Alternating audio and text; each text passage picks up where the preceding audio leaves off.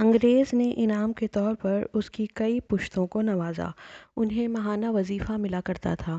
مگر پتہ ہے جہان، جب میر صادق کی اگلی نسلوں میں سے کوئی نہ کوئی ہر ماہ وظیفہ وصول کرنے عدالت آتا تو چپڑاسی صدا لگایا کرتا تھا، میر صادق غدار کے ورثا حاضر ہوں۔ ایک آنسو ان کی آنکھ سے پھسلا اور تکیے میں جذب ہو گیا۔ میرے بیٹے، میری بات یاد رکھنا، جیسے شہید قبر میں جا کر سینکڑوں سال زندہ رہتا ہے، ایسے ہی غدار کی غداری بھی صدیوں یاد رکھی جاتی ہے۔ دن کے اختتام پر فرق صرف اس چیز سے پڑتا ہے کہ انسان تاریخ میں صحیح طرف تھا یا غلط طرف پہ۔ پھر انہوں نے اس کا ہاتھ اپنے دونوں ہاتھوں میں پکڑ لیا۔ اسے آج بھی یاد ہے دادا کے ہاتھ اس زور سے کپکپا رہے تھے۔ میرے بیٹے، مجھ سے ایک وعدہ کرو۔ اس نے اس بات میں سر ہلایا۔ یہ تمہارا ملک نہیں ہے، مگر تم اس کا کھا رہے ہو۔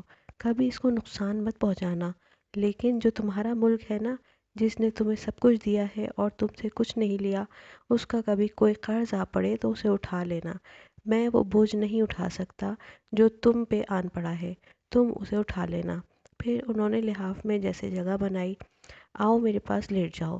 وہ وہیں دادا کے بازو سے لگا ان کے لحاف میں لیٹ گیا۔ دادا بہت گرم ہو رہے تھے، ان کا بستر بھی گرم تھا۔ ان کی آنکھیں بند ہونے لگیں۔ وہ سو گیا۔ صبح اٹھا تو وہ دادا فوت ہو چکے تھے۔ اس روز وہ بہت رویا تھا۔ ممی بھی بہت روئی تھی۔ اس نے پہلی بار جانا تھا کہ موت کیا ہوتی ہے، موت کی شکل اور حیت کیا تھی۔ وہ کچھ نہیں جانتا تھا سوائے اس کے کہ موت بہت سرد ہوتی ہے، دادا کے جسم کی طرح۔ اس نے بہت بار ان کا ماتھا، ان کی آنکھیں اور ہاتھوں کو چھوا۔ وہ برف ہو رہے تھے، سرد اور ساکن۔ اسی شام ایک سمندری بگلا ان کی بالکنی میں آ گرا تھا۔ وہ زخمی تھا۔ جب تک اس نے دیکھا وہ مر چکا تھا۔ جہان نے اسے دونوں ہاتھوں میں پکڑ کر دیکھا۔ وہ سرد تھا، سرد اور سخت۔ یہی موت تھی۔ ابا ان کے ساتھ نہیں تھے۔ وہ کہاں تھے اسے معلوم نہیں تھا۔ بس ممی اور وہ دادا کو پاکستان لے آئے۔ وہیں ان کو دفنایا گیا۔ وہیں وہ ابدینین جا سوئے۔ مگر ابا کا نام و نشان نہ تھا۔ ممی ان دنوں بہت غمزدہ رہتی تھیں۔ غم بہت سے تھے، مگر تب وہ ان کی شدت کو نہیں سمجھتا تھا۔ وہ اپنے بڑے ماموں کے گھر تھا جب ایک روز ممی نے اسے بتایا کہ وہ اس کا نکاح ماموں کی بیٹی سے کر رہی ہیں۔ کیوں؟ اس نے اپنا پسندیدہ سوال کیا تھا۔ کیونکہ کچھ ایسا ہوا ہے کہ شاید ہم پھر یہاں نہ آ سکیں۔ میں چاہتی ہوں کہ تعلق کی ڈور بندھی رہے، میرے بھائی مجھ سے نہ چھوٹیں۔ ممی نے اور بہت کچھ کہا تھا مگر اسے یاد نہیں تھا۔ اسے صرف دادا کی باتیں یاد تھیں۔ ماموں کا گھر، مومانیاں اور ان کے بچے اسے کچھ اچھا نہیں لگتا تھا۔ وہاں رہ کر اسے مزید احساس دلایا جاتا کہ وہ ان سے کمتر ہے۔ وہ بہت حساس ہوتا جا رہا تھا۔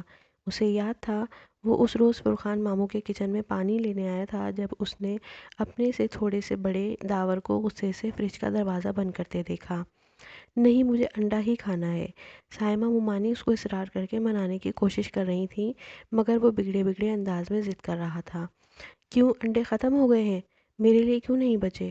دفعتاً اس کی نگاہ دروازے پر کھڑے گہرے بھورے بالوں والے لڑکے پر پڑی تو اس کی آنکھوں میں مزید غصہ در آیا۔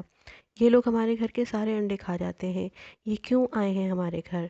بس کرو داور، کوفتوں میں ڈال دیے تھے اسی لیے ختم ہوئے ہیں، میں منگوا دیتی ہوں ابھی۔ پتہ نہیں مومانی نے اسے دیکھا تھا یا نہیں، مگر وہ فوراً پلٹ گیا۔ اسے اپنے اندر سے ایک ہلکی سی آواز آئی تھی جو انڈے کو ضرب لگا کر توڑنے کی ہوتی ہے، جو کسی کی عزت نفس مجروح کرنے کی ہوتی ہے۔ اس روز کھانے میں نرگسی کوفتے بنے تھے۔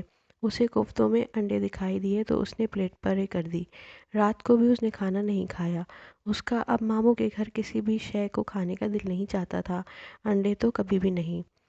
ممی رات کو بہت حیرت سے وجہ پوچھنے لگیں تو اس نے صاف صاف وہ بتا دیا جو صبح ہوا تھا۔ ممی چپ ہو گئیں۔ پھر انہوں نے اسے توس اور ساتھ کچھ اور لا دیا۔ جتنے دن وہاں رہے اس نے انڈوں کو ہاتھ تک نہیں لگایا۔ ممی نے ایک دفعہ بھی اصرار نہیں کیا۔ وہ پہلے سے بھی زیادہ غمزدہ لگتی تھیں۔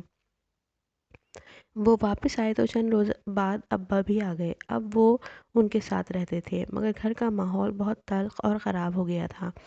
ممی اور ابا کی اکثر لڑائی ہو جاتی۔ ابا ہی بولتے رہتے، ممی خاموشی سے کام کیے جاتی۔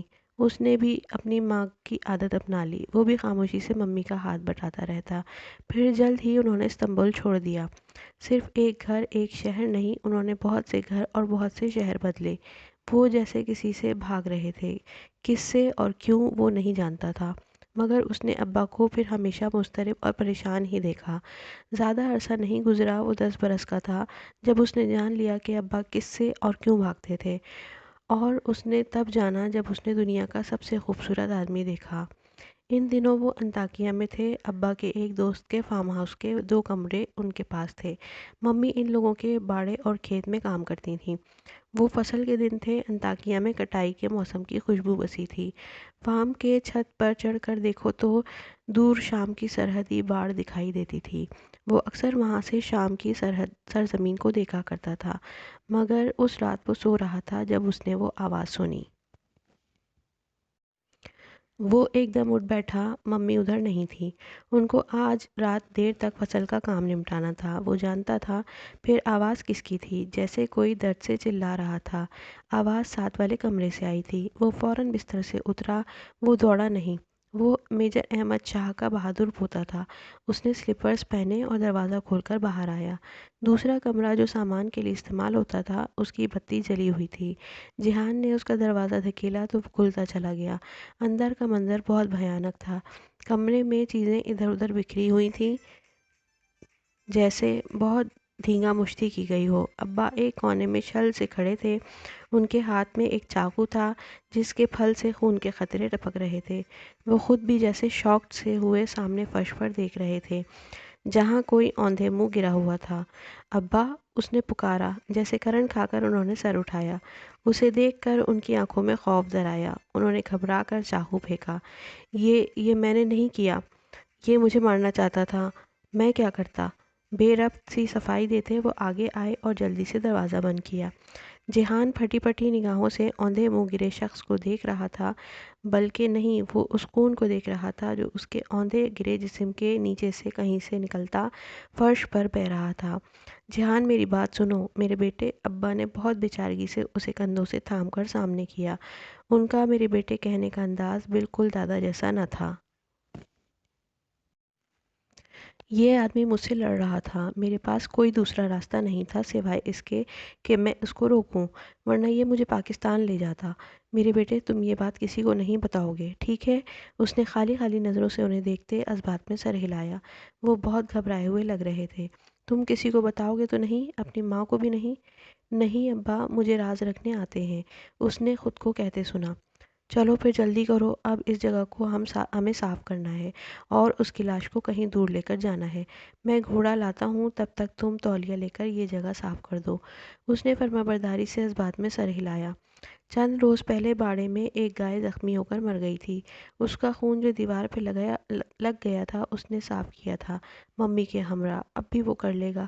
میں ابھی آتا ہوں۔ ابا تیزی سے باہر نکل گئے۔ اسے لگا ہے شاید وہ اب کبھی واپس نہ آئیں، جیسے دادا نہیں آئے تھے۔ پہلی دفعہ اسے محسوس ہوا تھا کہ اس کو ابا پر بھروسہ نہ تھا، مگر کام تو اسے کرنا تھا۔ وہ بھاگ کر 2 3 تولیے لے آیا اور پنجوں کے بل فرش پر جھکا خون صاف کرنے لگا۔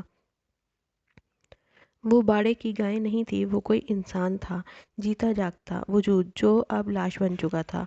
چند لمحے بعد ہی وہ شدید خوف کے زیر اثر آنے لگا تھا۔